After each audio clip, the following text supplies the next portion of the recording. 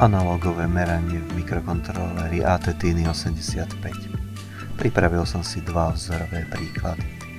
Budem ich ukazovať pomocou displeja TM1637. Je to jednoduchý displej so 4 vstupmi, ktorý je ideálny pre tieto malé mikrokontroléry. Displej používa dva dátové vstupy. Celé zapojenie ukážem na breadboarde. Budem používať dva mikrokontroléry, aby som sa zbytočne nezdržiaval pri ukážkach. Poďme na to.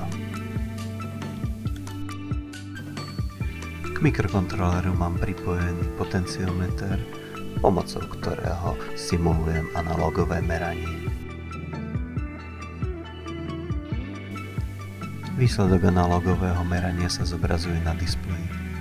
Nadobúda hodnoty medzi 0 a 1023.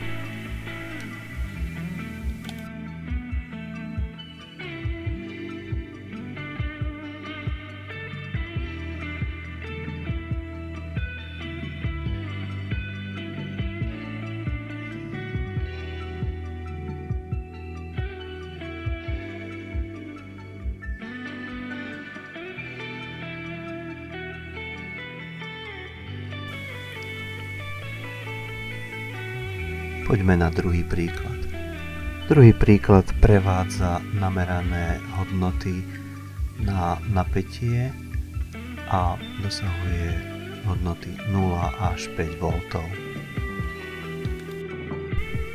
Napätie je potrebné počítať v celocíselnej aritmetike, pretože tento displej dokáže zobraziť len 4 čísla.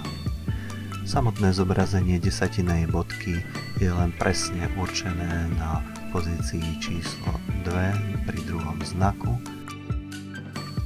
preto musíme výsledok prevodu vynásobiť hodnotou 100 a vtedy sa nám zobrazí na displeji v ideálnej podobe.